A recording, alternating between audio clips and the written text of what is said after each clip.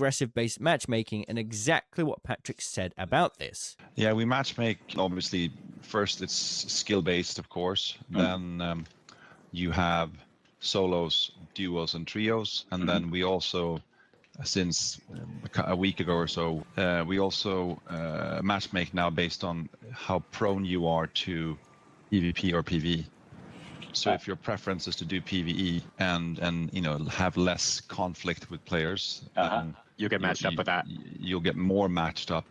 Obviously, it's not a full science. I mean, sometimes. That's nice. I mean, I did have someone ask me, like, is there aggression-based matchmaking? And that sounds like that's it. And that's exactly what it is. Okay. So we did that, and we always knew that we were going to get some, you know, that the game is especially as the game has gotten big, that's a problem. So yeah, confirmed from the CEO himself, there is aggression-based matchmaking in Arc Raiders, which means you can curate your own experience in the game if you like.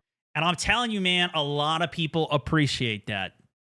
You can get a lot of progress done in solos, in PvE-esque low aggression lobbies. You can get a lot of stuff done that then, you know, if you don't have unlimited hours to play this game, you can still get a ton of stuff done that people that are going to go crazy PvP, crazy aggression, they might be really good at fighting in the game, but they might not even have as many blueprints as you because you're looting around, you're learning. And that's, to me, that's how I learned Stella, bro. I mean, I know that map so well now because I spent so much time running around learning it. But I like to do that before I get into the PvP.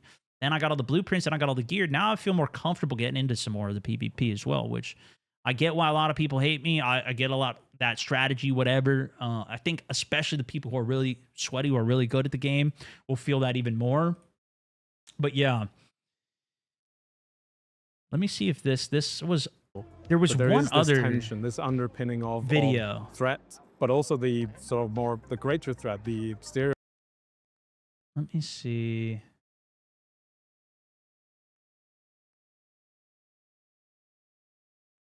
This was the other clip that I saw. So this was reported in PC Gamer. They did a video. We're not going to watch the whole thing, but there's a clip. I saw this on TikTok the other day, but I'd never saved it, unfortunately. We wanted to know how much of this was intended and whether Embark wants to encourage this style of play. Internally, we were hoping that we would strike this balance of having people almost apprehensive on how they're going to interact with this other is another people. developer on the game. I actually met him at DICE. This underpinning of in the past. Threat, but also the sort of more the greater threat, the exterior one with the Arc would perhaps invite to these sort of cooperative scenarios. But I think internally, playtesting with devs, we're way worse people than the community when it comes to how we engage in combat.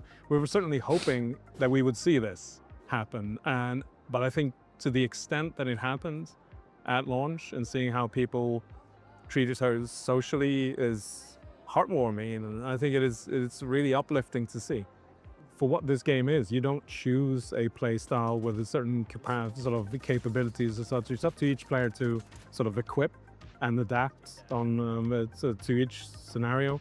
The different maps open for and allow for very different sort of play styles. Cleaning the window in the background. Depending on what kind of gear or gadgets you bring in, you can sort of use them to your advantage more on certain maps than others. I think there's lots to be said about the armaments and gadgets that you bring.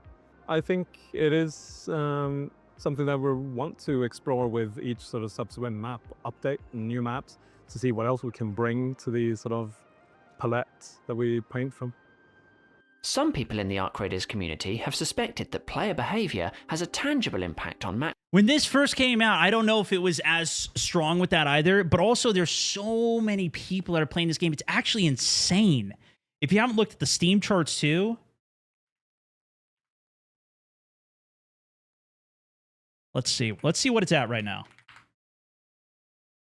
To my knowledge, the last time I checked, this game retained, and I think it hit a new peak player count. I'm not sure if it actually did new peak, but look at the retention on this game is absolutely insane. Look at this. Peaked 423. It did new peak. It new peaked in January. Holy moly.